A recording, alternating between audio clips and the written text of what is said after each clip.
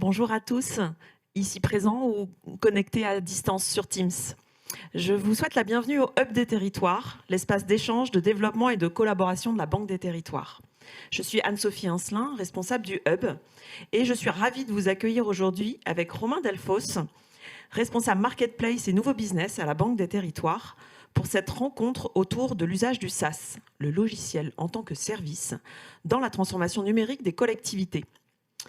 Après une présentation des résultats de l'enquête menée auprès de 350 communes et intercommunalités par les équipes de Bearing Point, nous aurons un temps d'échange sur les pratiques et les questions que soulève l'usage du SaaS. Alors, échanger autour de bonnes pratiques, partager des retours d'expérience, c'est bien la vocation du Hub des Territoires. Je voulais revenir quelques minutes sur ce dispositif. Depuis son lancement, il y a bientôt 2 ans, ce sont près de 150 événements qui, sous des formats divers, ont permis de réunir plus de 8000 participants. Des représentants de collectivités, des EPL, des partenaires de la Banque des Territoires, des entreprises et des start-up. Les sujets partagés au Hub des Territoires sont très variés. La santé, l'aménagement, la culture, l'adaptation au changement climatique, la réindustrialisation, la transition agricole et alimentaire, tous en lien avec des axes stratégiques de la Banque des Territoires. Alors, si notre programmation vous intéresse et que vous ne l'avez pas fait en vous inscrivant, n'hésitez pas à vous abonner à notre newsletter. Vous pouvez retrouver le lien sur les pages du Hub, sur le site de la Banque des Territoires. Vous y retrouverez aussi l'ensemble des replays des événements publics qu'on a pu organiser ici. Voilà, après cette petite page de pub, je laisse désormais la parole à Romain, qui va vous faire une introduction un peu plus contextualisée de cette rencontre. Bonjour à toutes et tous. Merci Anne-Sophie de nous accueillir ce matin au Hub des Territoires pour la présentation de cet observatoire 2023 du SaaS qui a été réalisé conjointement par Bearing Point et par la Banque des Territoires. Et avant d'aller plus loin, et comme tu le disais tout à l'heure, je m'occupe des sujets nouveaux business et marketplace au sein de la Banque des Territoires. Et parmi les sujets sur lesquels nous travaillons dans l'équipe, il y a notamment tous ces modèles économiques, nouveaux modèles économiques entre guillemets, du digital qui viennent transformer la manière dont on consomme à titre personnel et à titre professionnel également. Et parmi ces grandes évolutions, il y a celle de l'usage versus la possession. Et le SaaS caractérise une bonne part de cette tendance. Clément et Benjamin reviendront là-dessus tout à l'heure. Alors avec cette seconde édition de l'Observatoire, ce qu'on a cherché à connaître, c'est l'impact de ce modèle économique sur les collectivités locales. Et pour ne pas attendre plus longtemps, Clément Julien, donc directeur associé secteur public chez Bearing Point, et Benjamin Baudry, manager secteur public chez Bearing Point, vont nous présenter les résultats de l'Observatoire SaaS 2023. À vous, messieurs. Bonjour à tous, je suis effectivement Clément Julien, directeur associé au sein de l'équipe secteur public de Bearing Point. Très heureux d'être avec vous aujourd'hui pour vous restituer la deuxième édition de l'Observatoire du SaaS. Peut-être quelques mots sur le SaaS. Qu'est-ce que c'est le SaaS? Alors Romain, tu en as parlé et tu as commencé à définir. Effectivement, c'est le logiciel en tant que service. Le principal point qui caractérise le SaaS, c'est que vous avez un logiciel qui est installé sur un serveur distant et qui n'est pas installé sur les ordinateurs de la collectivité. Et donc ça permet, en termes de déploiement et en termes d'utilisation, une immédiateté d'utilisation qui est vraiment un de ces fers de lance pour pouvoir se diffuser très rapidement. Et donc le SaaS permet la transformation des collectivités. Et donc là, l'objectif de cet échange et de cette présentation pour commencer, c'est de vous restituer les éléments principaux de notre observatoire mené pour la Banque des Territoires et de pouvoir après échanger lors d'une table ronde avec certains interlocuteurs avec qui nous avons construit cet observatoire. Peut-être commencer par le support en tant que tel, peut-être aller sur les principaux éléments de notre approche.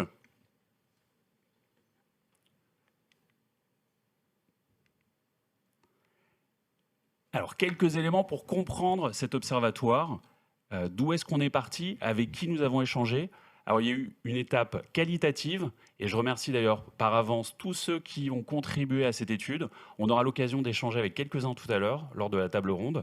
L'objectif, c'était vraiment d'avoir des collectivités avec une certaine diversité qui représentent les modes de consommation du SaaS et la différence d'utilisation et d'intérêt avec à la fois des EPCI, des communes, des startups, mais aussi des fournisseurs de solutions SaaS.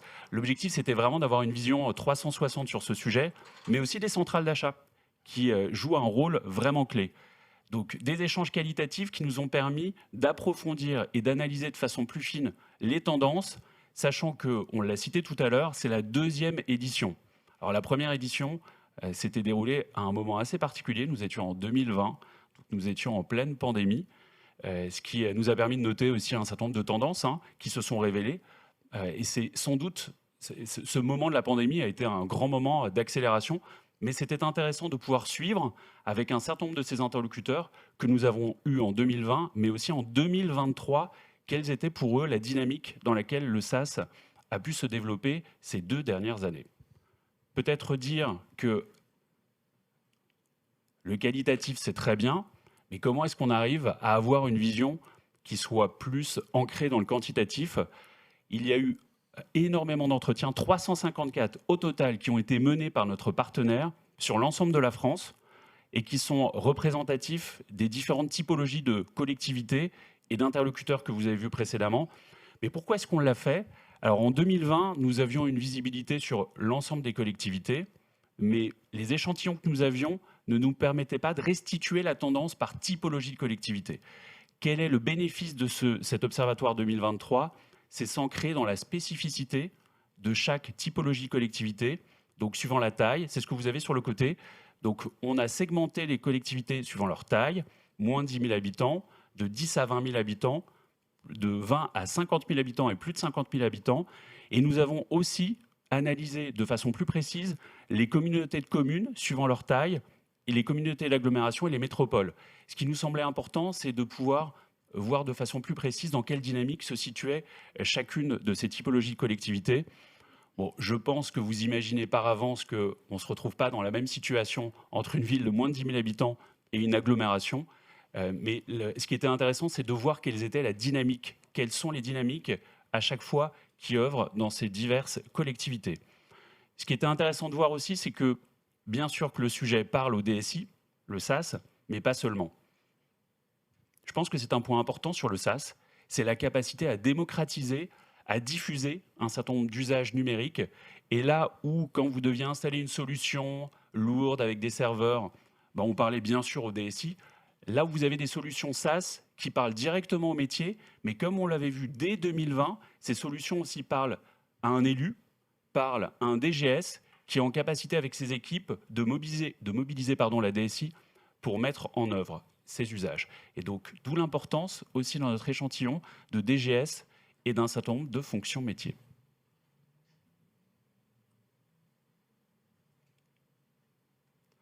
On va rentrer au cœur de notre étude. Quels sont les premiers enseignements qu'on peut en tirer? Le premier, c'est la diversité de la situation des collectivités dans leur capacité à tirer profit du SaaS.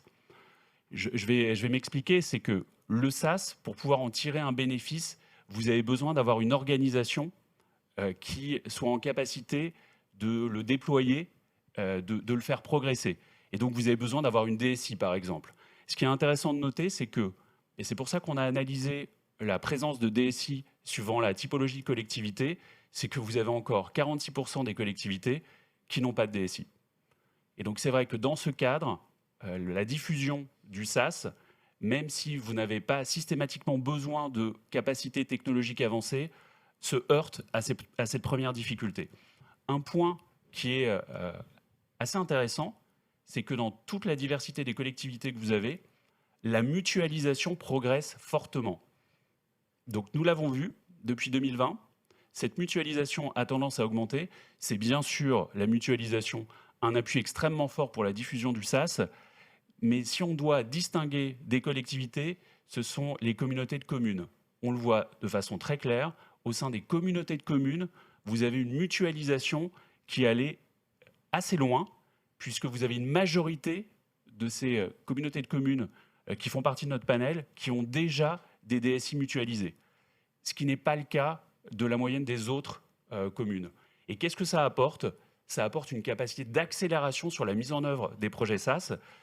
Et alors, on a une étude très détaillée, et donc je vais essayer d'enrichir le plus possible cette présentation par quelques éléments, mais sachez que la moitié des communes de moins de 10 000 habitants évoquent un portage de projet SaaS avec l'intercommunalité. Donc ça vous montre l'importance de ces intercommunalités dans la mise en œuvre de projets SaaS. Le deuxième point, et qui nous semble important de partager, c'est qu'à ce stade, il y a aussi relativement peu de budget sur la transition numérique. Donc ça, c'est un point qui est notable et qui montre aussi qu'il y a une dispersion, souvent, de l'achat du numérique. Donc on en est encore quand même entre 1 et 3%. Entre 1 et 3%, alors, c'est large, mais c'est relativement faible par rapport aux enjeux de transformation. Et notamment dans les petites communes, vous voyez qu'elles ont relativement peu de DSI, mais on peut aussi ajouter que les budgets de la DSI, ce sont surtout des budgets matériels. Et ce sont des DSI surtout qui se déploient autour de la mise en œuvre de matériel et relativement peu autour de la mise en œuvre de solutions en tant que telles. Un autre point qui est intéressant, c'est que, et c'est là où le SaaS a fait bouger les lignes, c'est que les directions métiers s'emparent de plus en plus de ce sujet. Et donc là où les DSI avaient l'habitude de porter l'ensemble des mises en œuvre, des déploiements de solutions informatiques, vous avez les métiers qui le prennent de plus en plus. Alors, dans la moitié des cas, c'est coporté, DSI, direction métier, mais vous avez dans un quart des cas la direction métier qui directement met en œuvre le projet en tant que tel. Et c'est sans doute un peu la force libératrice du SaaS que de permettre à des métiers de s'emparer directement des solutions. Et alors, un des points d'attention qu'on verra tout à l'heure avec Benjamin, c'est la capacité aussi au DSI de monter en compétences, d'accompagner le métier et de devenir des directions du numérique qui rayonnent au-delà de la seule DSI. Et c'est un point qui est aussi noté sur cette diapositive, c'est que plus de la moitié des agents, et je trouve que c'est très notable, et c'est sans doute une force aussi des collectivités, qui travaillent sur des sujets ici, sont déconcentrés, sont directement dans des directions métiers. Donc la mise en œuvre de solutions numériques avancées, ce n'est pas juste l'œuvre de la DSI, c'est aussi l'œuvre des directions métiers.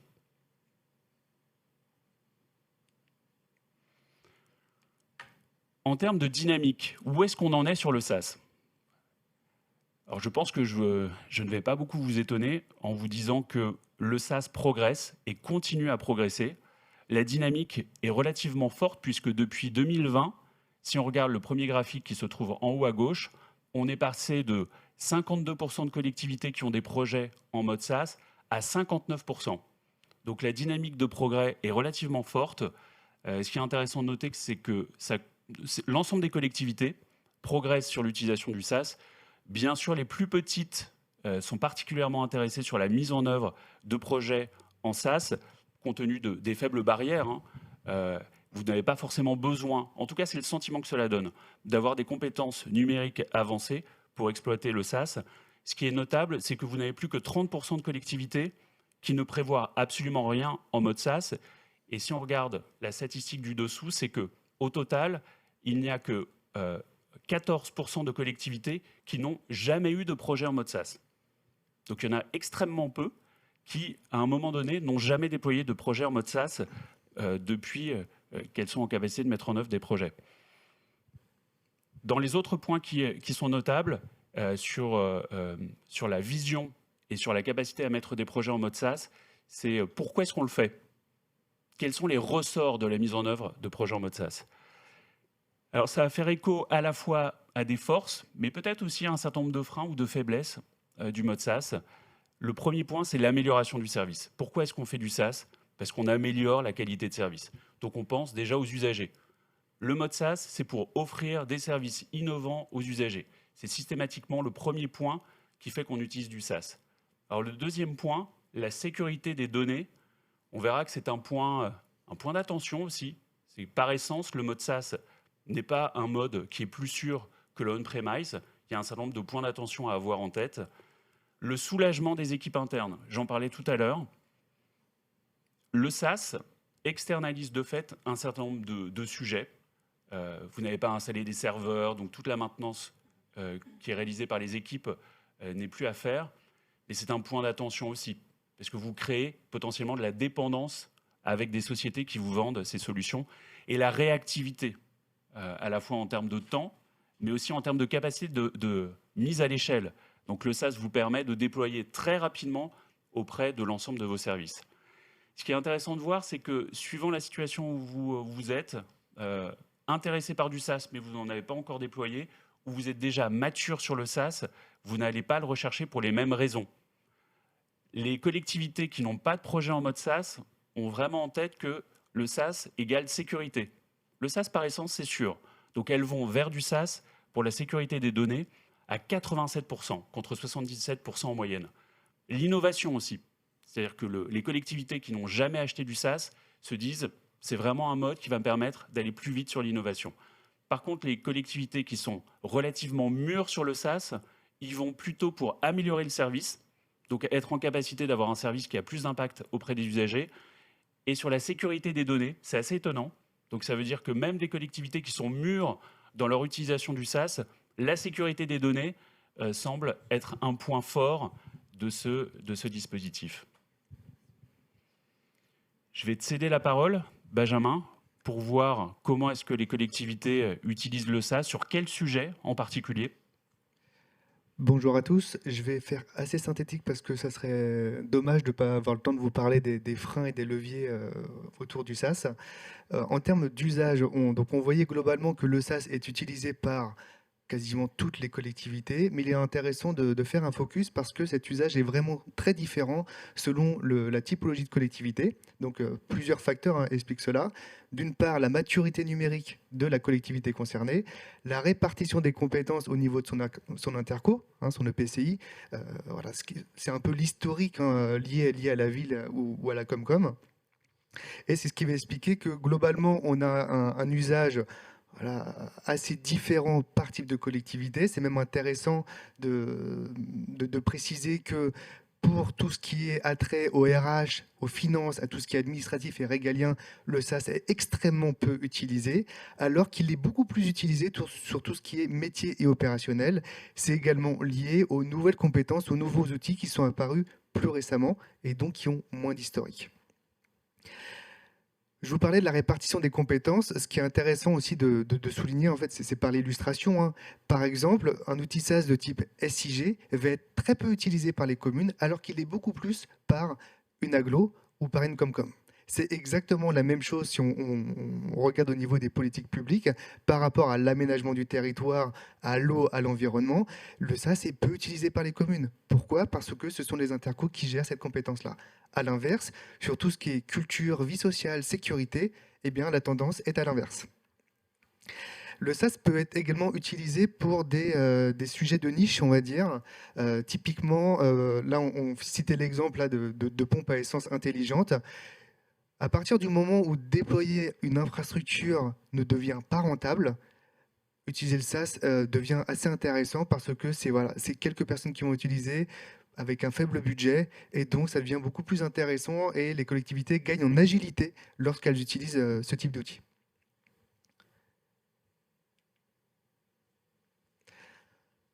Toutes les informations par taille de collectivité seront disponibles dans le rapport public qui va être diffusé sur le site de la Banque des Territoires, donc vous pourrez vraiment avoir toutes ces informations détaillées.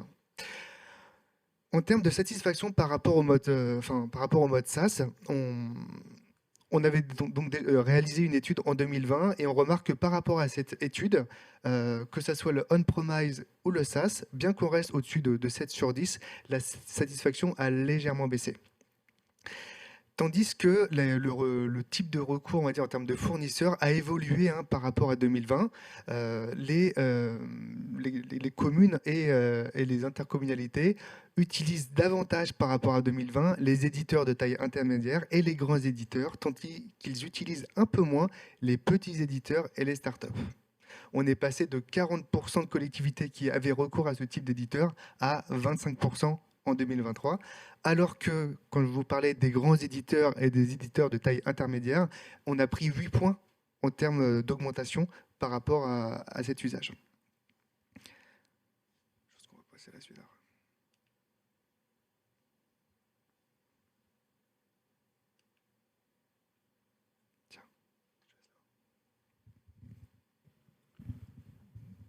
On en parlait tout à l'heure. Quels sont les principaux leviers d'accélération? Donc, qu'est-ce qui fait que le SaaS, on parlait de la dynamique, et on voit que le SaaS est dans une dynamique positive. Mais quels sont les principaux axes qui permettent d'accélérer sa diffusion? Alors, ces axes ont un peu changé entre 2020 et 2023. En 2020, il y avait la diffusion du très haut débit, par exemple, qui était un levier. Ce qui est intéressant de noter, c'est que le très haut débit n'est plus un enjeu. Donc, s'il est sorti de cette diapositive, c'est parce que le très haut débit est excessivement répandu et que les collectivités n'ont plus de difficultés pour y accéder. Et donc là, on voit en 2023 que les principaux leviers d'accélération sont autour de six grandes familles.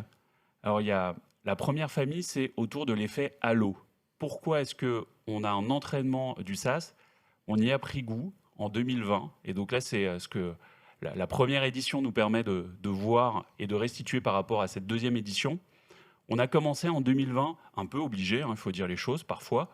Je pense que dans les témoins qu'on aura tout à l'heure, on verra qu'il y a une utilisation raisonnée du SaaS, que le SaaS c'est intéressant pour un certain nombre de sujets. Peut-être que pour d'autres sujets, sur des grandes collectivités, il vaut mieux installer avec du on-premise. Mais en tout cas, les collectivités, quand elles ont dû faire travailler à distance des métiers pour lesquels ce n'était pas le cas avant, il a fallu faire bouger un certain nombre de frontières, il a fallu parfois faire des travaux sur les infrastructures un peu en catastrophe. Mais ce qui a permis de faire bouger la ligne sur le SaaS et d'imaginer utiliser du SaaS aussi pour des logiciels métiers avec un certain nombre d'impacts.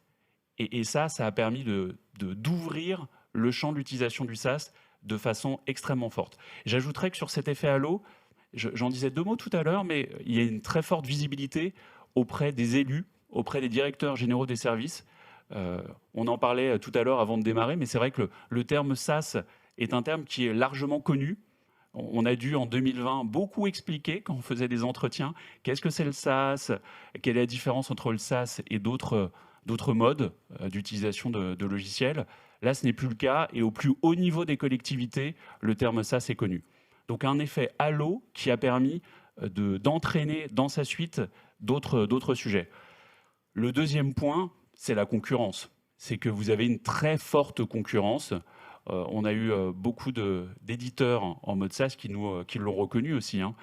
C'est vrai que le SaaS permet d'avoir des solutions innovantes, d'avoir en permanence de nouvelles solutions, de nouveaux éditeurs qui proposent. Et c'est au bénéfice des collectivités avec des startups qui sont très agressives. En termes de financement, alors, on verra qu'il y a un certain nombre de ces leviers qui peuvent aussi se retrouver dans les freins. Mais en termes de financement, le fait d'avoir des subventions et d'avoir un certain nombre de dispositifs, on verra qu'il y a peut-être à améliorer la capacité à donner de la visibilité sur ces financements, mais il en existe beaucoup. Et les collectivités qui sont organisées, et je pense parmi les 4 de la table ronde, il y en a un certain nombre qui le sont, pour identifier les subventions, peuvent accélérer leur transformation en capitalisant sur ces subventions pour se faire financer des solutions en mode SaaS. La mutualisation, on en a dit déjà un certain nombre de mots tout à l'heure, mais la mutualisation renforce la capacité des collectivités à mettre en œuvre du SaaS, parce que vous allez non seulement faire du sourcing, donc identifier des solutions, mais vous allez aussi, dans un certain nombre de cas, mettre en commun vos capacités pour déployer des projets. Donc vous avez les mêmes solutions, mais vous avez aussi des chefs de projet qui vont pouvoir mettre en œuvre pour plusieurs collectivités, puisque vous avez typiquement les mêmes besoins. Les achats. Alors, peut-être qu'à distance, certains d'entre vous se disent, les achats, est-ce que c'est vraiment un levier? Est-ce que c'est vraiment facile d'acheter du mode SaaS? C'était plutôt une difficulté précédemment, mais là, on voit qu'il y a un renversement de tendance. En tout cas, il y a eu vraiment des efforts très forts qui ont été faits sur le sujet des achats. On le verra tout à l'heure de façon détaillée, mais c'est vrai que les collectivités évoquent les achats plutôt comme un facilitateur, et c'est plutôt en augmentation. 79% de notre panel indique que le processus d'achat en mode SaaS n'est plus une difficulté. C'était 72% il y a 2 ans. Ça a progressé. On a essayé d'identifier des éléments plus spécifiques, les plateformes achats, d'autant plus qu'il y a de la concurrence entre ces plateformes achats, entre les groupements d'achats publics, et c'est une bonne nouvelle, qui essaie de mettre à disposition des solutions innovantes. C'est intéressant de noter que beaucoup de collectivités utilisent les plateformes achats pour faire du sourcing, pas forcément pour acheter, pas forcément pour contractualiser, mais beaucoup de collectivités de moins de 10 000 habitants ont pris l'habitude de s'informer des dernières solutions via ces plateformes. La professionnalisation aussi. Et c'est vrai que l'achat en mode SaaS est devenu quelque chose de plus habituel, que les collectivités sont maintenant habituées, connaissent les clauses à mettre en œuvre pour acheter du SaaS. La labellisation.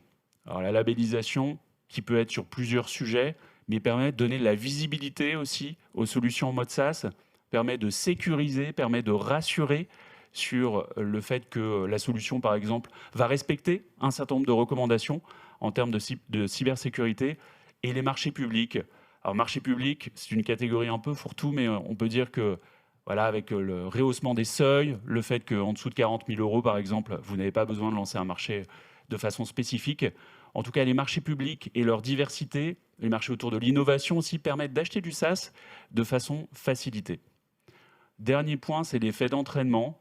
Peut-être que c'est la somme de l'ensemble de ces effets, mais c'est vrai qu'une fois qu'une direction métier, une fois qu'un directeur, une fois aussi qu'une DSI qui se trouve avec des effectifs qui sont en nombre restreint, a commencé à acheter du SaaS, et généralement, ça continue.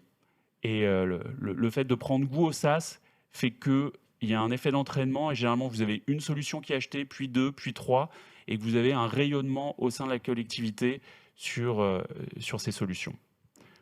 Peut-être quelques éléments détaillés, mais assez vite, puisque je vois que le temps tourne, et ça serait dommage de ne pas avoir un temps de questions-réponses.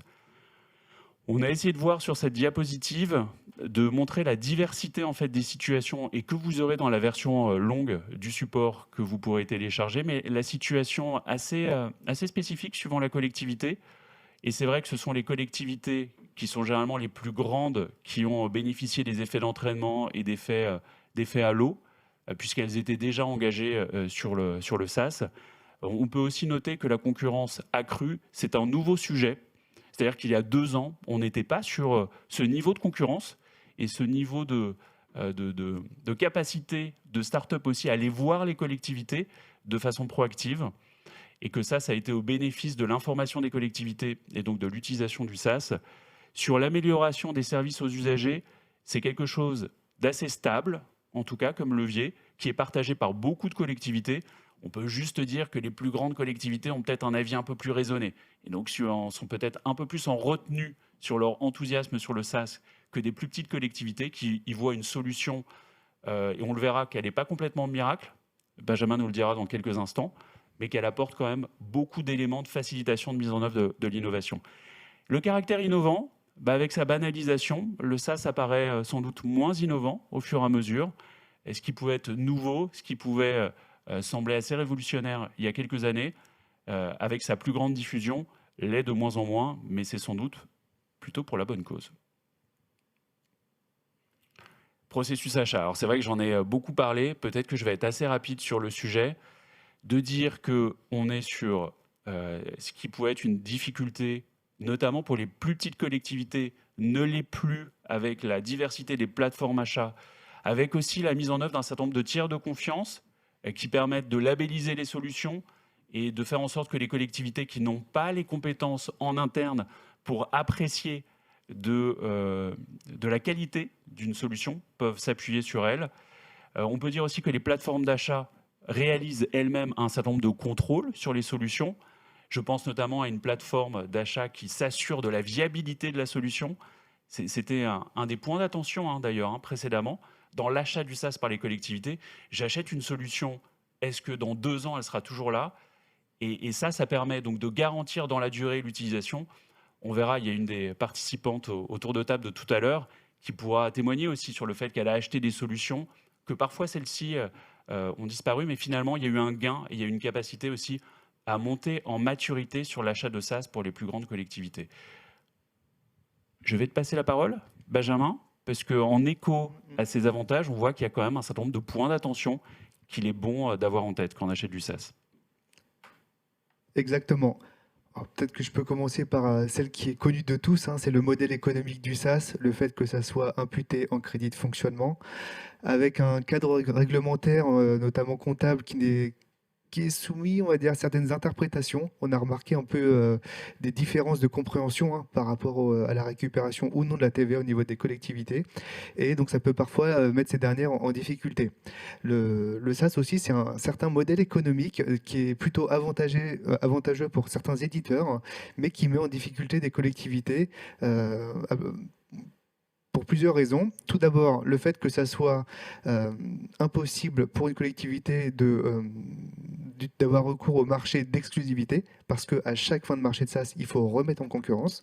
Donc, lorsqu'il y a eu des développements spécifiques, du développement d'API, il faut tout recommencer si ce n'est plus le même fournisseur de SaaS. C'est également lié, donc on parlait à l'imputation comptable et à des clauses marché des fois qui vont être un peu compliquées à rédiger, mais ça fait appel à l'ensemble des autres freins et difficultés que je vais évoquer dans quelques instants. Ensuite, il y a le côté sobriété numérique. Le SaaS, à ce stade-là, au moment où je vous parle et par rapport aux résultats de l'étude, n'est pas perçu en fait comme plus vert par rapport au on-premise. En fait, il y a plein de choses qui rentrent dedans. Déjà, ça va dépendre de où est-ce que c'est hébergé. En fait, c'est l'hébergeur qui va donner en fait la couleur plus ou moins verte de la solution SaaS. Il y a également le code.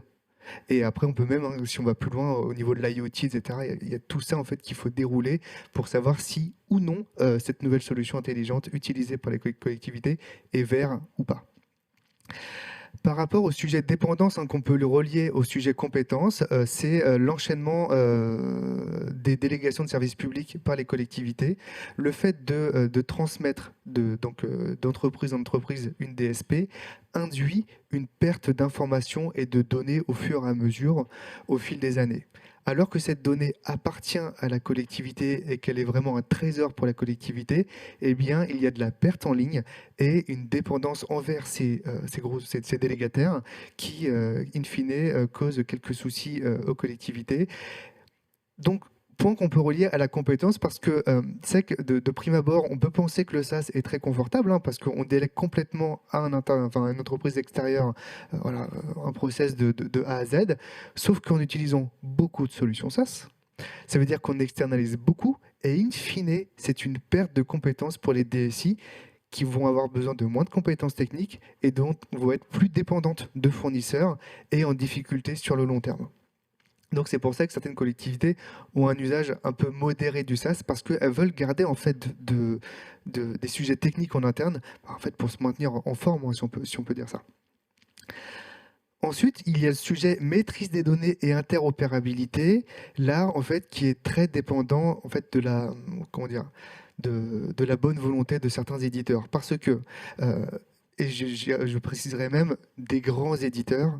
Voilà, du taille importante. Parce que même des startups, on va avoir des difficultés. Elles viennent avec une solution SaaS très innovante, très, très utile, mais au moment de devoir s'interconnecter avec les gros SI de la collectivité, ça devient compliqué. Obligé de mutualiser entre collectivités autour de la startup pour pouvoir avoir la possibilité de développer des API et pouvoir avoir de la vraie interopérabilité. Parce que utiliser un logiciel SaaS au début, c'est très bien, mais lorsqu'on a une taille un peu plus conséquente, là, le SaaS ne s'utilise plus de manière isolée. En fait, c'est dans l'écosystème SI, et là, ça devient compliqué, comme pour le on-premise, mais c'est un peu plus exacerbé pour le SaaS. Enfin, il y a le sujet de la résilience et de la cybersécurité. Et donc là, c'est plutôt un point d'attention parce que le SaaS est perçu comme sûr. Certes, mais ce sentiment mérite d'être challengé et d'ailleurs les collectivités les plus importantes, ce qui est ressorti de l'étude, c'est que ce sont les communes de plus de 50 000 habitants qui sont les plus matures techniquement sur l'usage du SaaS, du on-premise, avec une stratégie SI très aboutie. Elles sont, on va dire, les plus alertes et limite les seules à faire attention et à identifier ce risque de cybersécurité, en tout cas de le prendre en main. On le voit d'après ces statistiques, où lorsqu'on parle de SaaS, les collectivités de plus de 50 000 habitants sont beaucoup moins à évoquer le SaaS comme « ok, c'est plus sûr ». Non, ce n'est pas vraiment le cas. Ça peut l'être, ça dépend des fournisseurs et ça mérite des audits de sécurité. Donc, le fait de déléguer un logiciel à une entreprise qui propose du SaaS, c'est très bien, mais on ne délègue pas la sécurité et ça reste la responsabilité des collectivités et ça nécessite un certain effort. Et pour cela, il faut des compétences. Et donc, on fait appel à ce que je vous évoquais il y a quelques secondes sur le sujet de la compétence et que les DSI des collectivités doivent garder la main sur l'ensemble de ces sujets. Voilà. Merci Benjamin. Peut-être passer à quelques questions. C'est le temps des questions-réponses avec l'Assemblée. Alors je ne sais pas s'il y a des premières questions déjà.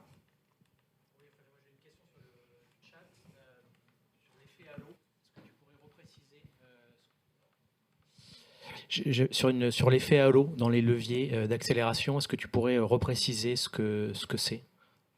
Alors l'effet halo, c'est vrai qu'il se conjugue beaucoup avec l'effet d'entraînement, mais l'effet halo, c'est ce que l'on a perçu comme tendance qui s'est manifestée à partir de 2020, de se dire, il y a eu la pandémie, et donc il a fallu ouvrir un certain nombre de canaux de travail en SaaS, et donc il a fallu à un moment être en capacité de gérer des infrastructures, il a fallu être en capacité de donner à un certain nombre d'agents qui n'avaient pas la capacité de travailler à distance, de l'accès à distance pour faire du SaaS, et que ça a permis de diffuser au sein de la collectivité le modèle du SaaS, et que ça a accéléré beaucoup. Donc pourquoi est-ce qu'on l'a fait apparaître en tant que tel ?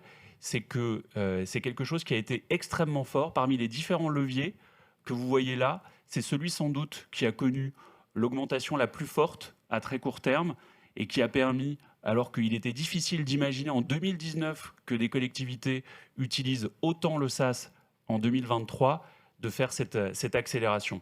Donc pour synthétiser, l'effet halo, c'est le fait d'utiliser des solutions SaaS pour du travail à distance qui a permis de casser un certain nombre de freins, de difficultés d'utilisation du SaaS pour d'autres sujets, pour des sujets plus métiers, par exemple. J'ai une autre question sur la partie achat. Auparavant, donc l'achat en mode SaaS oblige à passer sur un budget de fonctionnement versus investissement. Est-ce que vous avez des précisions ou des bonnes pratiques qui sont remontées dans le cadre de l'enquête sur le processus d'achat, sur le fait de passer par un budget de fonctionnement? Alors oui, il y a un certain nombre de bonnes pratiques. Pour être complètement transparent, on voit que les situations sont assez hétérogènes quand même. On voit que, je dirais, suivant les régions aussi, il y a parfois une vision plus ou moins ouverte sur le sujet. Ce qui est notable, c'est que beaucoup des fournisseurs de SaaS proposent des solutions pour valider le fait que c'est un budget d'investissement. Et donc, il existe un certain nombre de mécanismes qui permettent de basculer ces achats en investissement. Et ça s'est répandu d'ailleurs, hein, puisque en 2020, on avait une seule start-up qui nous avait dit, nous, on a fait valider avec un conseil juridique la capacité d'acheter en mode investissement notre abonnement SaaS, et que de plus en plus d'éditeurs le proposent.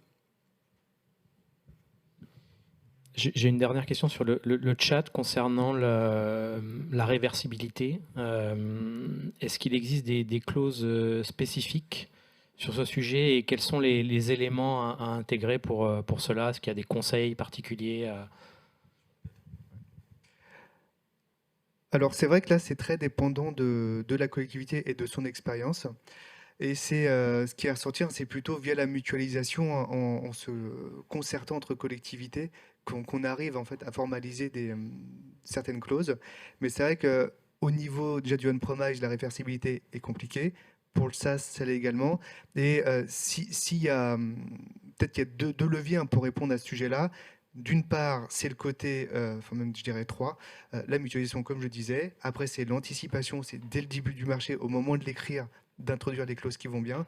Et enfin, le sujet de la compétence, parce que c'est bien de l'écrire, mais après, il faut être capable de pouvoir le gérer au moment voulu, d'avoir les compétences techniques en interne de la DSI pour pouvoir récupérer et assurer les données et assurer la réversibilité. Merci.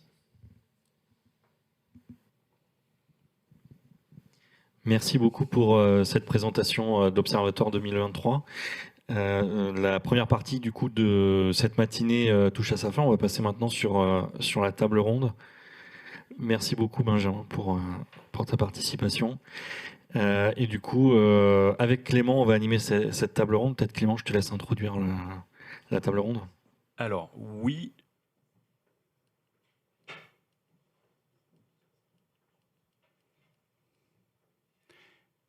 Je ne sais pas si nos interlocuteurs à distance nous entendent bien, mais cette table ronde, c'est l'occasion d'avoir un échange avec 4 participants de cette étude. Donc, 4 intervenants de DSI ou directeurs généraux de services de collectivité. L'objectif, c'est de voir ensemble les facteurs clés de succès dans une transition numérique avec l'utilisation du SaaS. On voit bien que donc on a des villes qui sont représentatives de la diversité des collectivités que nous avons interrogées. Donc avec la ville de Cussey, la ville d'Istres, Nanterre et Clermont-Ferrand. Et que l'objectif, c'est de pouvoir échanger ensemble. Alors on a identifié sur ce temps plusieurs sujets qu'on va pouvoir évoquer ensemble avec Romain de façon successive, sur la capacité à tirer parti de la richesse de l'offre de SaaS. Comment est-ce que les collectivités le font pour arriver à capitaliser et se transformer? Sur les DSI et les directions du numérique, comment est-ce qu'elles utilisent le SaaS aussi pour poursuivre leur propre transformation? D'ailleurs, on parle de direction du numérique et on voit que ça progresse au sein des collectivités. Direction du numérique qui sont généralement aussi sur la transformation métier, et pas juste sur la transformation technique, technologique. Sur aussi le fait que le recours au SaaS, et c'est en écho au point d'attention qu'on a identifié tout à l'heure, peuvent créer un certain nombre de déséquilibres et qu'il y a des parades. Donc ça, c'est ce qui est intéressant à mon avis dans cet échange, c'est de voir comment est-ce que ces collectivités de toute taille anticipent et se préparent. La mutualisation, qui est un point fort. Mutualisation pour être mieux organisé et pour mieux acheter aussi face aux éditeurs. Et puis on en parlait, d'ailleurs la réversibilité est liée à ce sujet, sur l'utilisation des données. Quelles sont les bonnes pratiques? Quelles sont les anticipations à opérer? Et ça sera intéressant de poser la question d'ailleurs de la réversibilité à nos interlocuteurs. Dernier point sur la bonne appropriation du cadre juridique. Donc l'importance de pouvoir comprendre le cadre juridique et comptable pour acheter de façon raisonnée du SaaS. Puis ce sera l'occasion de finir avec des questions-réponses. Donc n'hésitez pas au fur et à mesure à noter et à positionner sur le chat les questions que vous pourriez avoir pour nos différents participants. Merci Clément pour cette introduction. Pour initier cette table ronde, comme tu le disais, on va s'intéresser tout d'abord à la richesse de l'offre SaaS et comment cette richesse peut être une opportunité pour se transformer, surtout une opportunité à maîtriser, pour pas que ça parte dans tous les sens. Et pour cela, je me tourne vers vous, Madame Essabir. Vous êtes à la tête d'une direction de la ville de Clermont-Ferrand qui a pour mission de faire le lien entre les directions métiers et la DSI. Et donc du coup, grâce à cette vision globale que vous avez du parc applicatif de la ville, est-ce que vous pourriez du coup décrire l'usage que vous avez du SaaS et puis dans quelle démarche vous êtes? Est-ce que vous êtes dans une démarche de plus grande, de meilleure ou de moindre utilisation de ces outils SaaS? Oui, bonjour à toutes et à tous. Effectivement, à la ville de Clermont-Ferrand, nous avons un parc de 160 applications environ, avec un taux qui se situe autour de 25% de solutions de SaaS. Jusqu'à la crise sanitaire, jusqu'à 2020-2021, nos acquisitions du SaaS, elles ont relevé d'à peu près 2 tendances. La première tendance, que je qualifierais d'opportunité, voire même du hasard, c'est-à-dire qu'on a un nouveau besoin, on a une solution qui arrive en bout de vie, donc on fait un sourcing, et puis marché, et puis si la solution dans les solutions qui se présentent à nous, il y a une solution SaaS, on prend la solution SaaS. La deuxième tendance, c'est plutôt l'acquisition forcée, où nous n'avions pas le choix. C'est-à-dire qu'on avait une solution, un éditeur qui a fait évoluer, qui a fait le choix de faire évoluer sa technologie, son modèle économique, aux situations encore plus fréquentes. L'éditeur s'est fait racheter par plus gros et le nouvel éditeur a opté pour une technologie en SaaS nous informe que la solution on-premise n'est plus maintenue et donc la mutation et la migration vers une solution web est fortement incitée. Ce qui a été le cas, par exemple, pour notre outil pour la gestion des aides aux associations. Donc, le souhait de la ville depuis 2022, c'est d'avoir une vraie stratégie de l'acquisition du SaaS, comme on l'a décidé il y a quelques années sur l'open source, par exemple, sur les logiciels libres. Justement pour ne pas subir les aléas du marché, pour maîtriser notre destin numérique. Et pour cela, à conscience qu'il faut qu'on réunisse 3 conditions sur lesquelles on travaille. La première, c'est de mieux connaître notre parc applicatif, en gros, urbaniser nos applications, savoir connaître les contrats, les utilisations, les fonctionnalités, le nombre d'utilisateurs, le potentiel aussi des outils que nous avons. Et tout ça, l'objectif est simple, c'est d'éviter les solutions sous-exploitées, voire les solutions doublons.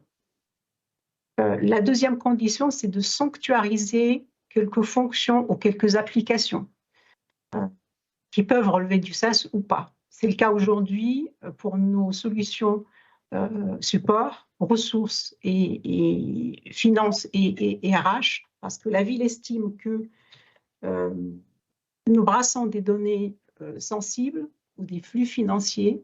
Nous n'avons pas aujourd'hui la garantie, ça a été dit en préambule, sur la solidité, la réversibilité et la résilience aussi des éditeurs s'il y a des attaques malveillantes. Il y a aussi la question du coût, parce que quand on a, puisque la plupart des acquisitions des outils, elles sont sur un mode d'abonnement, nous sommes à environ 1800 collaborateurs à la ville de Clermont-Ferrand. Si c'est une solution qui va être utilisée par l'ensemble des collaborateurs, ça se regarde de près parce que ça n'a pas le même impact financier. Et puis la troisième condition, c'est d'assurer une veille sur le marché, d'avoir une relation nourrie avec les éditeurs en regardant de près leur roadmap, savoir s'ils vont migrer vers un autre modèle économique. Et puis aussi pour les mettre en concurrence, c'est-à-dire qu'il faut qu'on se mette en mode de marche pour être en concurrence et re-questionner les solutions que nous avons. Merci beaucoup, Madame Essabir. Du coup, je me tourne maintenant vers vous, Monsieur Anis. Vous êtes donc directeur général des services de la ville de QC. Une ville de 13 000 habitants en région Auvergne-Rhône-Alpes. Et votre ville a la particularité d'appartenir à une intercommunalité avec 3 villes-centres. Et du coup, la question qu'on se posait avec Clément, c'est dans ce contexte, quels sont vos principaux usages du numérique et surtout, quelle place occupent les outils en mode SaaS dans ces usages numériques ? Bonjour à tous. Donc oui, effectivement, notre commune QC qui est basée dans l'agglomération de Vichy en Auvergne-Rhône-Alpes fait partie d'un cœur d'agglomération, effectivement, une agglomération qui est relativement atypique et composite dans un département lui-même tricéphale, mais en tout cas avec une volonté forte des 3 collectivités centres et de l'agglomération de mutualiser leur fonction support depuis la création de l'agglomération. Au-delà de ça, et pour revenir à votre question, sur l'usage du numérique, il a connu une accélération, j'allais dire, lors du mandat qui a débuté donc en 2014, avec l'arrivée sur les différentes collectivités d'élus un peu plus jeunes que ce qu'il y avait auparavant, et donc de nouvelles directives, j'allais dire, sur l'adéquation de nos services à la demande des usagers. On a des usagers qui demandent de plus en plus une simplification et une optimisation des démarches en évitant quelquefois les déplacements. La crise Covid a accéléré cette question-là, et donc la nécessité également pour nos services donc de répondre à cette demande des usagers et à cette commande politique en se professionnalisant au travers d'outils numériques et en digitalisant au maximum les procédures et les processus. Donc, effectivement, tout à l'heure, vous parliez dans le rendu de votre enquête que les solutions SaaS ou autres, finalement, vont pas forcément dans le sens de la sobriété numérique. Effectivement, on sent qu'il y a une forme de dialogue entre la nécessité de se professionnaliser, d'améliorer nos fonctionnements grâce à l'outil numérique, mais également de travailler à la sobriété de ces solutions-là. Aujourd'hui, l'arbitrage, il va plus vers, j'allais dire, l'amélioration du fonctionnement par l'acquisition de nouveaux outils, souvent en mode SaaS, même, j'allais dire, de plus en plus, enfin quasiment uniquement en mode SaaS aujourd'hui. Et donc, effectivement, on sent chez nous une tendance très forte et une prise en main de plus en plus prégnante des services opérateurs pour ces solutions numériques. Et comme vous le disiez tout à l'heure, une sorte de bascule. Les services opérateurs deviennent de plus en plus les prescripteurs et les connaissent presque mieux que les DSI la solution SaaS, et quelquefois ça donne lieu à des discussions un peu tendues avec les DSI parce qu'on sent que voilà, la charge s'est inversée. On a beaucoup plus de sollicitations des services opérateurs en disant tiens, je veux cette solution-là, elle est en SaaS, ça me va très bien, j'ai reçu le commercial, je trouve ça très intéressant, on va pouvoir répondre à la commande politique, on va pouvoir répondre à la demande des usagers, on va transformer l'ensemble de notre fonctionnement dans le service grâce à cet outil ou grâce à ces outils. Et derrière, on a des DSI qui arrivent en disant mais attendez, stop, il faut qu'on regarde la sécurité, comment ça se passe, on va plus maîtriser la donnée. Avant, on a internalisé au travers de serveurs tous ces outils-là. Aujourd'hui, vous nous demandez de les ressortir et d'en perdre à la maîtrise finalement. Et donc, ça a donné lieu même à des retards de développement qui se sont comptés en plusieurs années sur certains outils, par exemple. Donc là, on en sort, on commence, il y a une forme j'allais dire de co-construction, de co-développement de ces outils entre la DSI et les services opérateurs, mais ça n'a pas été un long fleuve tranquille au départ. Merci beaucoup. Effectivement, on peut se reconnaître dans certains éléments de votre discours. Nous, côté opérateur, en tout cas service opérateur. Du coup, vos retours d'expérience sur l'étendue des usages des outils SaaS et surtout le sujet de la sobriété. Vos deux interventions, elles illustrent bien cette richesse des usages et de l'offre en service numérique, et en même temps le potentiel de transformation à la fois des directions métiers et des DSI sur ce sujet-là. Dans cette seconde partie de la table ronde qui s'ouvre, nous allons voir que pour tirer pleinement bénéfice de ces solutions tourner vers les besoins des métiers, et c'est ce que vous soulignez, Monsieur Anis. Les DSI et les directions numériques, elles doivent rester incontournables, et pour cela, elles doivent également avoir un certain degré de transformation. Madame Cast, vous qui êtes DSI à Istres, on aurait souhaité avoir votre vision à ce sujet, et surtout comment vous avez fait évoluer votre organisation et votre offre de services face à l'essor de ces nouveaux modèles, de ces nouveaux outils à disposition des directions métiers. Oui, bonjour. Donc, je suis directrice d'innovation numérique et des systèmes d'information à la ville d'Istres. C'est une ville de 45 000 habitants. Il y a 1700 agents qui sont là-dessus. Forcément, on est obligé d'évoluer. Je souriais tout à l'heure sur l'intervention de mon collègue, mais en fait, c'est vrai, on n'est pas là pour bloquer les gens, on n'est pas là pour bloquer le fonctionnement des services, on est là pour les aider.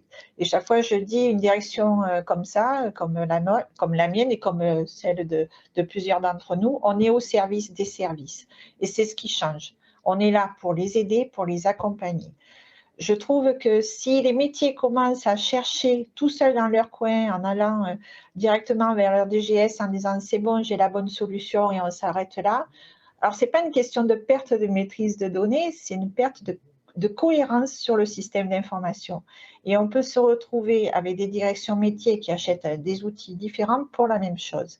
D'où l'intérêt, en fait, chaque fois de revenir vers une direction de système d'information ou un service informatique qui permet justement de faire un peu le garde-fou de cette partie-là. Chaque fois, je dis, maintenant, chaque fois, on me dit, tu prends un ordi, tu m'achètes un ordi, c'est chaque fois ce que je dis, je ne suis pas d'arty. Moi, j'ai besoin de savoir quels sont les usages, pourquoi vous voulez ça, et comment on peut, bien sûr, vous aider, vous accompagner pour que ça fonctionne bien. On n'est pas là pour ralentir. C'est vrai que la partie sécurité a gêné, hein, chaque fois. Chaque fois, on parle de sécurité. Non, on essaye. Je pense que les nouveaux DSI, puis je pense que mes collègues de la région, on est dans le même état d'esprit. C'est bien sûr, il faut faciliter le travail de la collectivité. Hein, c'est essentiel pour nous, en tout cas. Voilà. Merci, Madame Cast. Du coup, si on traverse la France pour avoir une expérience autour de Nanterre, Madame d'Angreville, vous avez récemment réorganisé la DSI de la ville de Nanterre, dont vous êtes à la tête. Est-ce que vous pourriez nous en dire plus à ce sujet et quels enjeux vous aviez en tête au moment de lancer cette nouvelle organisation? Et Clément posait la question tout à l'heure dans l'étude. Quelle a été l'évolution des compétences sur lesquelles vous avez eu besoin de vous appuyer pour cette transformation? Oui, bonjour. Nanterre, hein, c'est 100 000 habitants et c'est aussi beaucoup de nouvelles attentes. On a par exemple voilà, beaucoup de... Avec le confinement notamment, les services en ligne sont devenus prépondérants, très importants, les rendez-vous en ligne, les paiements en ligne. Et au contraire, on fait face également à des gens qui sont démunis face à la dématérialisation des démarches. Donc tout ça, ça nécessite de réfléchir à une DSI qui soit plus résiliente, qui soit pas, je rejoins ma collègue Indistre, on n'est pas d'arty, mais au contraire, on est là pour assurer un soutien. On est une direction support qui assure la sécurité à la direction générale et à tout le monde, à tous les agents, au maire, et en même temps faciliter les usages et les nouveaux usages. Donc le SaaS est parfois utile, mais il faut le faire de manière complètement consciente. Donc ça nécessite déjà une veille sur les solutions du marché avec les métiers, parce que les métiers sont les experts de leur usage, mais aussi une attention sur les risques, sur les opportunités. Donc ça, c'est des constats qu'on a fait au niveau de l'organisation en 2021, et on a donc travaillé sur voilà, une modernisation, une transition numérique pour aller vers les nouveaux enjeux. On a parlé du numérique responsable, on parle du SaaS, on parle aussi des nouveaux services. Qu'est-ce que ça veut dire déjà? Ça veut dire aussi de travailler sur une homogénéisation, une très grande visibilité sur ce que fait la DSI. On a mis en place un catalogue de services informatiques et une standardisation des outils, on va dire, informatique. Mais par ailleurs, il faut également accompagner les nouveaux usages, travailler à la transition numérique. Et donc, pour cela, on a créé une cellule de transition numérique. Donc, elle travaille sur deux aspects. Tout ce qui est service aux usagers. On a parlé de solutions en SaaS choisies par les métiers, mises en œuvre très, très vite. En général, la difficulté qu'on a, en tout cas sur des collectivités de grande taille, c'est qu'on ne travaille pas sur les processus internes, on expose à un nouveau service et voilà. Non, et en général, il faut aussi réinterroger les processus internes, s'assurer que le service en SaaS change les pratiques à l'intérieur de la collectivité. Et donc ça, cette question de travailler sur les process, travailler sur la visibilité et la bonne intégration du service en ligne pour les agents. Et puis également, il faut accompagner les agents. C'est-à-dire que cette question de mettre en place des services en ligne, c'est bien sur du domaine sectoriel quand on va y avoir quelques agents concernés. Quand on commence à s'adresser sur des services massivement innovants, il faut vraiment travailler sur l'accompagnement des agents.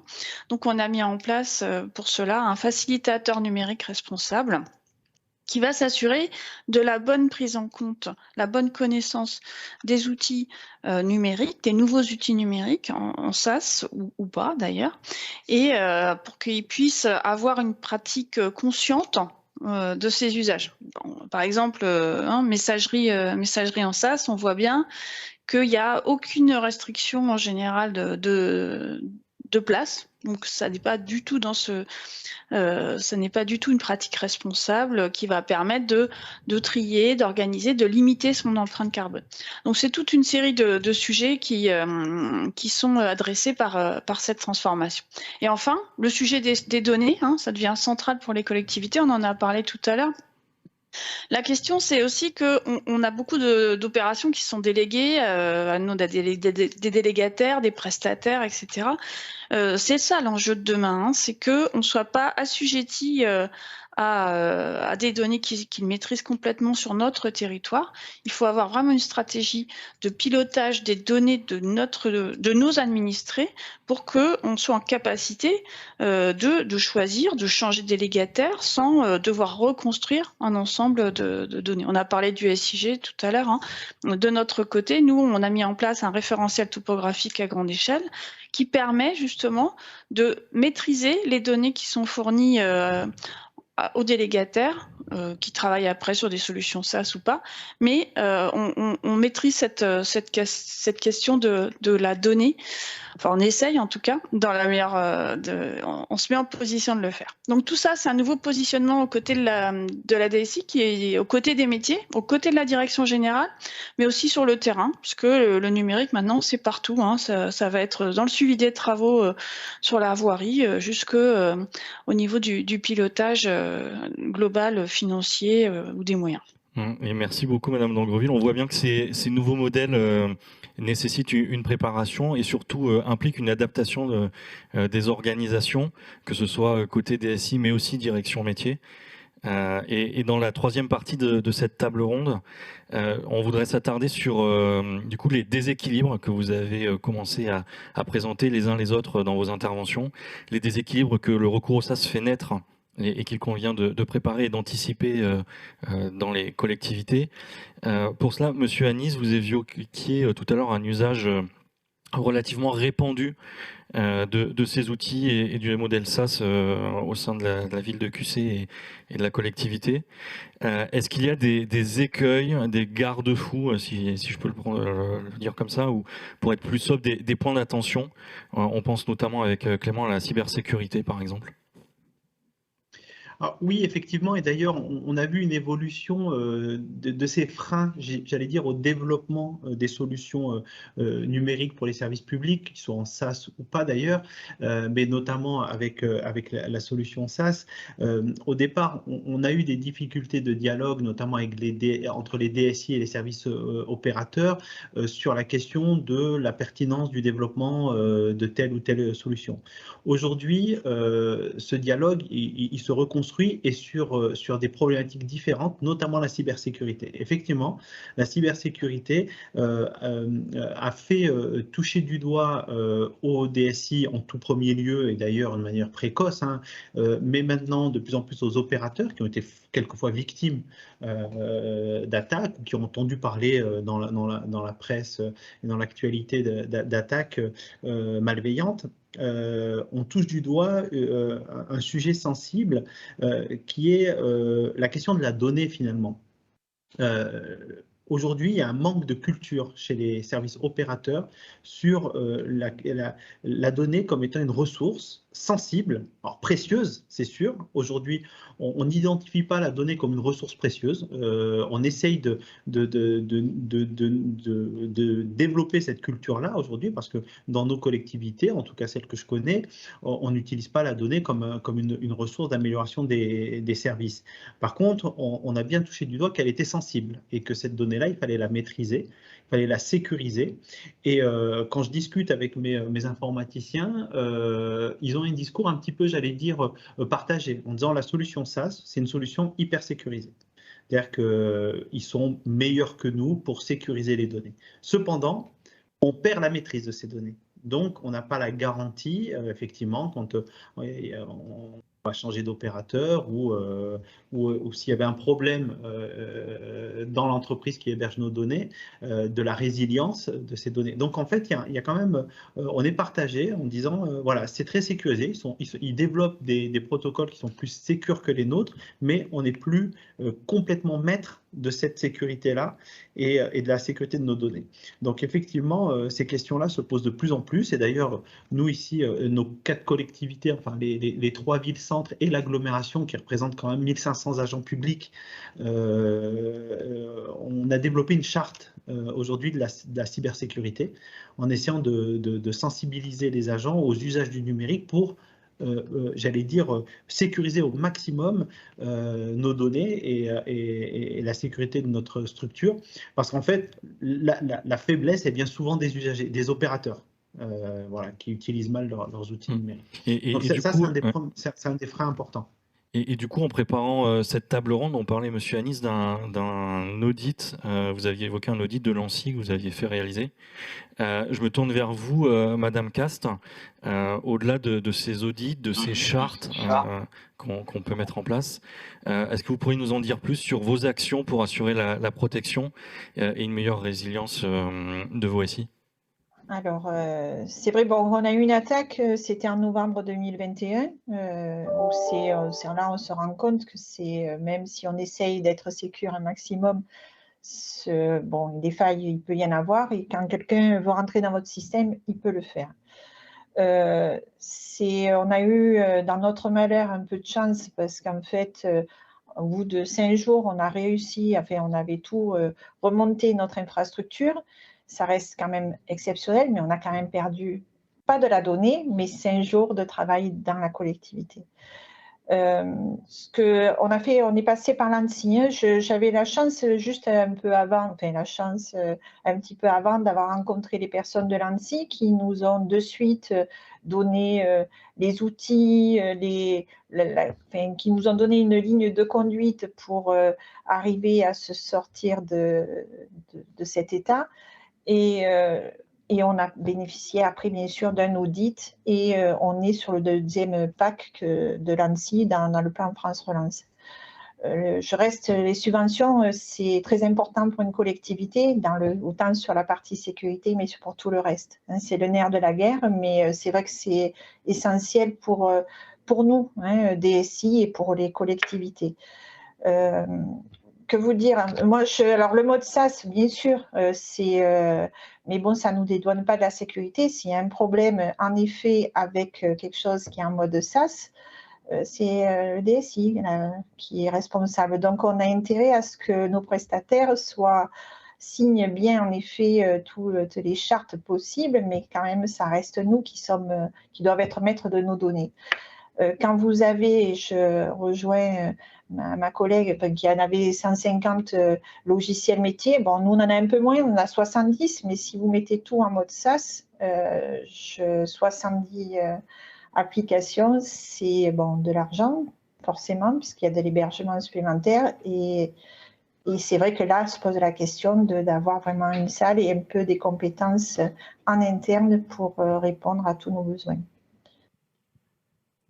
Merci Madame Casse. Alors je vois que le temps tourne et si on veut avoir un petit peu de temps d'échange, et merci pour ces réponses qui sont intéressantes, qui sont riches, si on va avoir un petit peu de temps d'échange avec le public, je vous demanderai peut-être de répondre en 1 minute. Il y a certains des thèmes qui ont déjà été un peu abordés et je vais me tourner vers vous, Madame Essabir, puis après je me tournerai vers vous, Madame Casse, sur la mutualisation. En quoi est-ce que la mutualisation que vous pouvez opérer, alors à différents niveaux, ça peut être entre la ville, la métropole, vous permet de rééquilibrer le rapport de force avec les éditeurs et vous permet aussi d'anticiper un certain nombre de difficultés? Pour commencer avec vous, Madame Essabir. Alors, la situation de la ville de Clermont-Ferrand, donc nous avons une direction de la relation d'usager de la transformation digitale, justement pour anticiper en fait l'effet du numérique au-delà du SaaS sur l'organisation, sur les métiers, mais aussi pour exploiter le potentiel de la data que nous n'avons pas fait jusqu'en 2021. Et nous avons à côté de ça une DSI qui est commune, ville et métropole, ce qui a une organisation et un accélérateur de la mutualisation des outils. Nous avons par exemple notre portail citoyen est adossé à la même solution, c'est aussi le cas de nos outils décisionnels.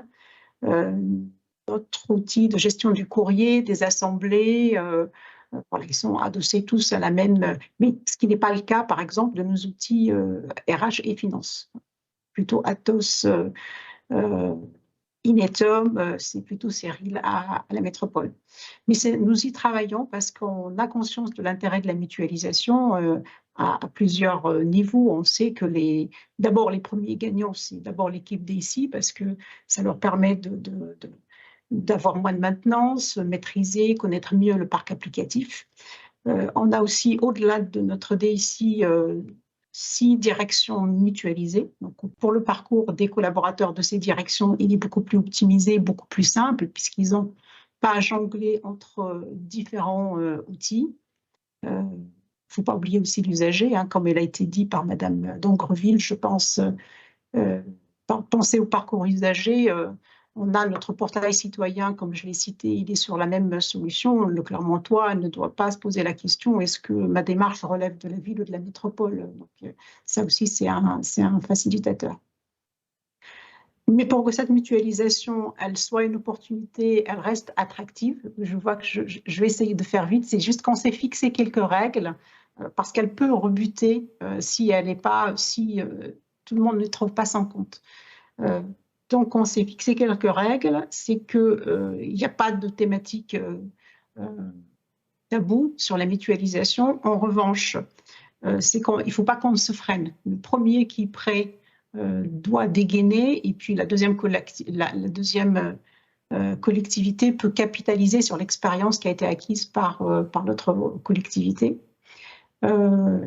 Et aussi la question des bases de données, des instances qui restent séparées pour des raisons d'autonomie, aussi de sécurité, parce qu'on a aussi des serveurs, on a un serveur mutualisé, mais deux serveurs autonomes par collectivité.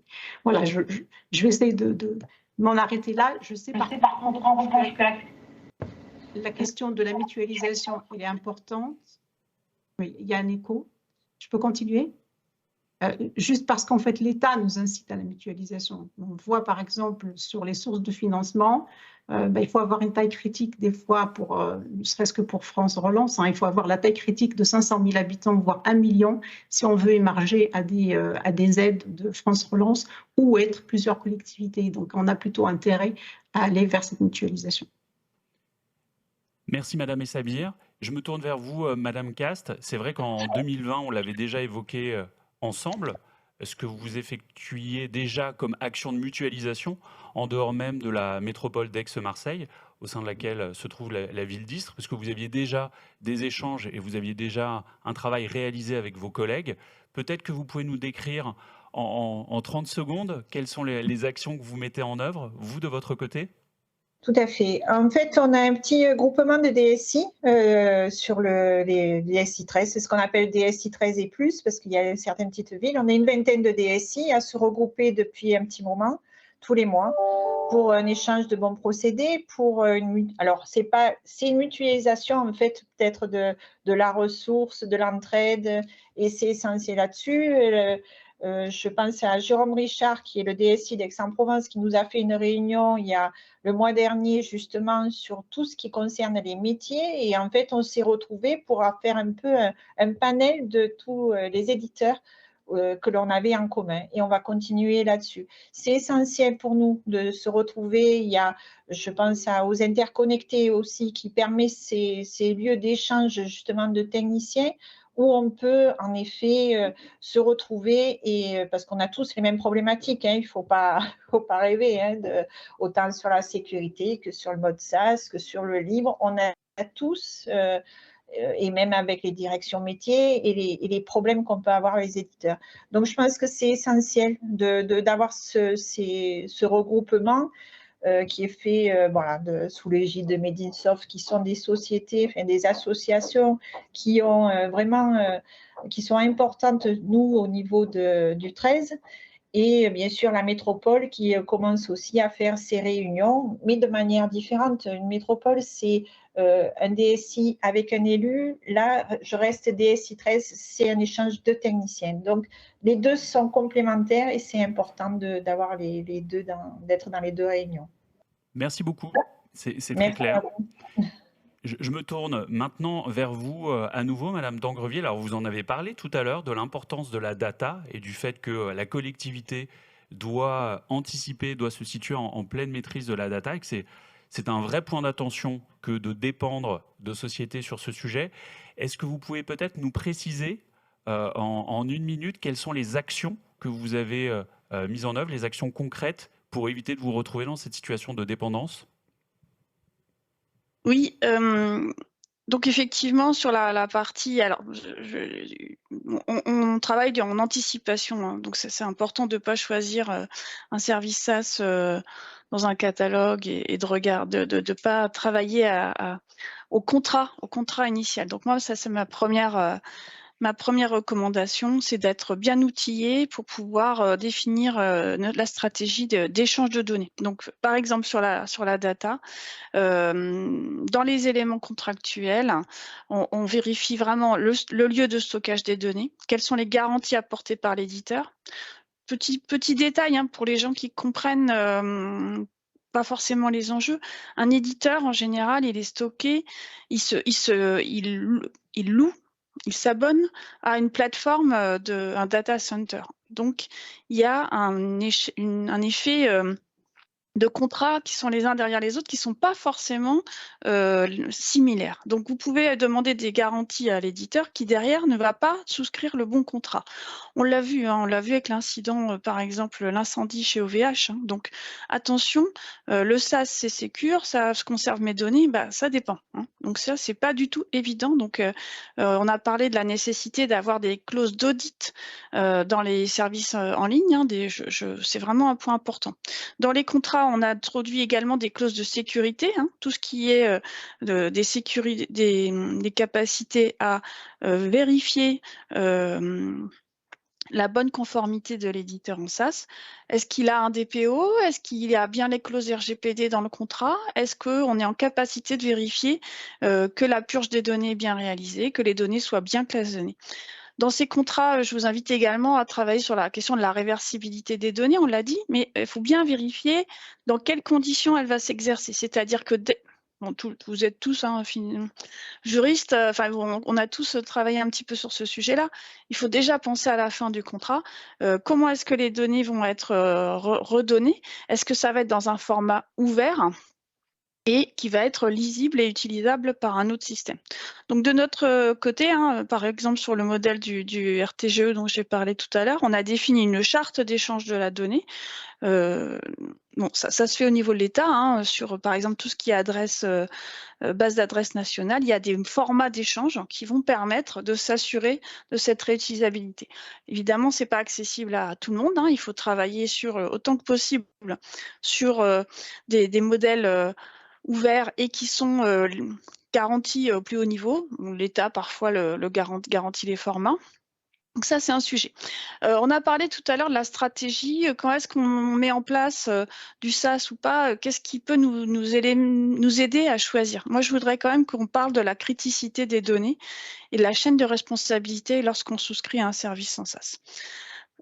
Si vous souhaitez externaliser en SaaS des données qui finalement ont une durée de vie assez faible et qui ne sont pas des données personnelles, bien voilà, on est sur un faible niveau de criticité, on perd les données, c'est pas très grave. Enfin, c'est embêtant, mais c'est pas très grave. Si on est sur des données critiques, on l'a dit tout à l'heure, hein, qui a fort impact pour les administrés, il faut bien se mesurer le risque et souscrire le contrat qui va avec. C'est-à-dire que les attentes que vous allez devoir avoir au niveau du service SaaS ne doivent pas être le même si vous avez une criticité importante de vos données. Donc, ce n'est pas forcément bloquant, c'est juste qu'il faut bien l'intégrer. Et ça, ce n'est pas forcément le cas sur nos éditeurs, qui sont des éditeurs sectoriels. On a parlé tout à l'heure de la question voilà, de la souveraineté des données, comment est-ce qu'on peut gérer ça? Il faut faire un petit peu attention hein, sur l'état de la loi à ce niveau-là.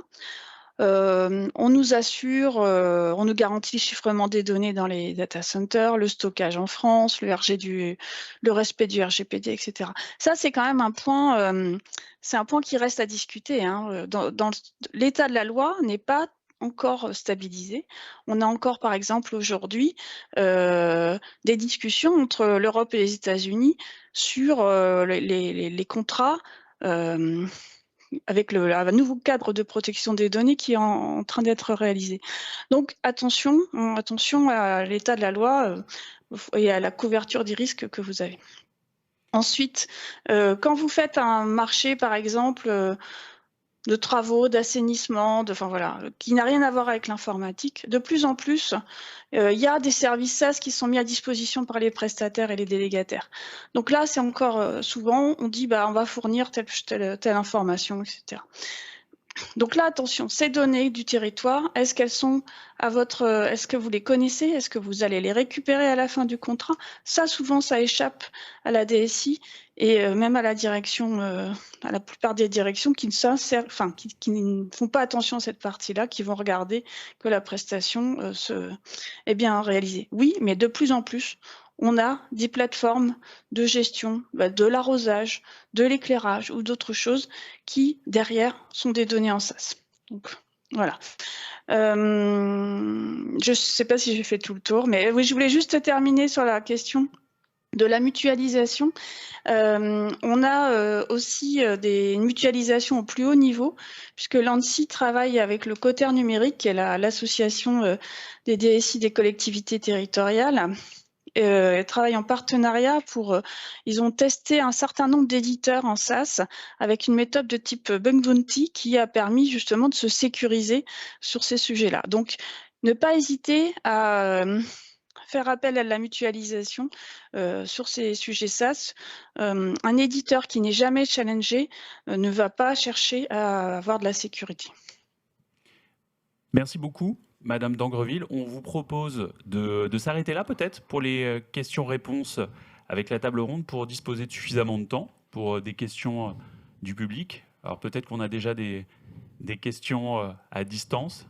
Sébastien ? Alors, les questions à distance, il y a des réponses qui ont déjà été apportées donc, dans le chat. Moi, j'avais plutôt une question pour Madame Essabir. On l'a vu dans la première partie, on a une offre SaaS qui est de plus en plus conséquente. Vous avez aussi évoqué le sourcing d'acteurs. Ce que je voulais savoir, c'est comment vous procédez pour sourcer ces acteurs. Est-ce que vous passez par des plateformes d'achat? Est-ce que vous allez sur des annuaires de solutions? Comment vous procédez justement face à cette offre de plus en plus conséquente pour sourcer ces acteurs-là? La plupart du temps, c'est plutôt des recherches sur Internet, sachant que les éditeurs sont de plus en plus offensifs, aussi plus agressifs. La plupart du temps, ils nous contactent, donc on a aussi un carnet d'adresses. Et le réflexe, c'est plutôt d'organiser une démo, voire même un POC, s'il peut être offert à titre gracieux, qu'on puisse installer un POC pour tester la solution et puis voir si elle correspond à nos besoins. Mais en général, c'est une veille sur Internet, puis avec nos pairs, les autres collectivités, les autres communes. Voilà, on fait un échange d'adresses et d'éditeurs et de solutions. Merci Madame Essabir. Peut-être une autre question? Bonjour, je dirige une société SaaS de formation technique dans les métiers de l'eau. J'ai une petite question concernant la tarification. Est-ce que vous avez des recommandations à destination des startups sur les modèles de tarification qui pourraient être les plus simples pour vous? Est-ce que c'est une facturation annuelle? Est-ce que le mensuel est très compliqué pour vous? Est-ce que de l'illimité, parce que je sais qu'un des gros risques pour vous, c'est d'acheter parfois des solutions SaaS qui ne sont pas utilisées ou peu utilisées. Voilà, est-ce que vous avez un retour d'expérience, quelques recommandations à faire sur ce volet-là? Merci. Est-ce que vous avez une personne en particulier à qui vous souhaitez poser la question dans le panel? Du coup, peut-être que chacun Peut-être que chacun pourra donner sa petite astuce. Hein. Si je peux parler du cas de Clermont-Ferrand, ce qu'on trouve intéressant, c'est plutôt la question du forfait 50 utilisateurs, 100 utilisateurs, 300, etc. C'est très, très intéressant. Et une facturation annuelle, oui, c'est plutôt confortable, en fait, ne serait-ce que pour suivre, parce que sinon, ça nécessite en fait des opérations plus régulières. Et ça, du coup, ça peut être moins rebutant pour les toutes petites collectivités où il y a une vingtaine de collaborateurs, et du coup, c'est plus adaptable. Oui, ça s'adapte plus facilement à la taille de la collectivité.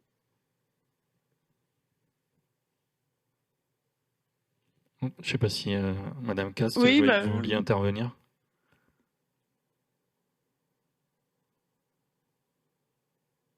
Vous êtes en mute. Oui, pour la taille de ma collectivité, c'est vrai qu'on se sert beaucoup des centrales d'achat. Je ne vais pas vous le cacher, autant l'UGAP que le réseau RESA. En effet, selon le montant de ce qu'on va acheter, bien sûr, on ouvre quand même aux startups et aux petites sociétés. On essaye de mettre en avant. Bien sûr, on fait de la recherche aussi. L'investissement pour nous est important puisque pour les collectivités, c'est plus simple d'investir que d'avoir du fonctionnement qui, surtout à l'heure actuelle. Et voilà, c'est juste ce que je voulais préciser. Hein. Donc, c'est vrai que les abonnements, c'est bien, mais il faut une partie d'investissement. C'est beaucoup mieux. Je pense qu'on est tous dans la même problématique de toute façon. Madame d'Angreville, vous vouliez intervenir aussi juste avant. Je suis entièrement d'accord avec mes collègues. À 300%. Paiement annuel, si possible. Si on est dans une opération plusieurs années, c'est encore mieux. Une fois qu'on a consolidé la partie POC, évidemment. Merci beaucoup. Peut-être une dernière question avant de s'arrêter. J'en vois une sur le chat. Qui reste alors, favorisez-vous un acteur français par rapport à une entreprise étrangère au moment du choix d'un acteur? Est-ce que c'est un critère qui rentre en compte ou pas dans votre choix de décision? On parlait tout à l'heure notamment de la territorialité des données. Alors, sur la question de l'hébergement, hein, ça fait partie des règles effectivement de base, hein, hébergement en Europe, une clause qui est introduite que j'introduis en tout cas systématiquement dans les marchés, ne serait-ce que d'un point de vue juridique, si on veut pouvoir avoir une capacité à opérer une action juridique en tant que besoin, mais c'est indispensable. Après, sur la partie, par exemple, on a parlé du plan France Relance tout à l'heure. L'État, effectivement, a conditionné le versement des subventions au fait de travailler avec un opérateur souverain, français ou européen. Donc, ça fait partie des choses sur lesquelles on commence à avoir de l'attention. Après, je dirais que d'un point de vue plus pratique, travailler avec une start-up, c'est beaucoup plus facile quand la start-up est proche ou française à minimum, d'un point de vue simplement mise en œuvre du projet, toute la partie technique, on n'en a pas beaucoup parlé, hein, mais la mise en place d'interopérabilité, des choses comme ça, ça nécessite quand même de pouvoir avoir des experts qui sont quand même assez proches. Madame Essabian, on a vu que vous aviez contribué à l'écrit à cette question-là. On laisse donc les auditeurs regarder la réponse. Le temps d'échange touche à sa fin ce matin. La présentation de l'Observatoire 2023 également. Il nous reste avec Clément à remercier tous les contributeurs pour cet Observatoire 2023 et pour cette table ronde. Et en premier lieu, à vous quatre intervenants ce matin à la table ronde. Donc merci Madame Cast, merci Madame d'Angreville, merci Madame Essabia et merci Monsieur Anis pour votre participation à cette table ronde. On voulait remercier également les 354 autres collectivités qui ont participé aux entretiens pour faire cet Observatoire 2023 du SAS. À vous, auditeurs, ce matin de la conférence, que ce soit en présentiel malgré les grèves ou en distanciel. Et puis aux équipes Bearing Point, Hub des territoires et Banque des territoires qui ont mené cet observatoire à bout, cette deuxième édition de l'observatoire à bout. Le rapport, on vous le disait tout à l'heure, sera téléchargeable sur le site de la Banque des Territoires dans l'espace Smart City. Donc on vous enverra un lien pour les personnes qui s'étaient inscrites. On fera des posts sur les réseaux sociaux pour partager le lien. Et merci à tous. Il me reste juste à vous remercier, puis à dire à très bientôt. Je pense notamment à nos 4 interlocuteurs, dont certains, on les avait déjà vus en 2020. Et donc à très bientôt pour la prochaine édition de l'Observatoire. Merci beaucoup, à très bientôt.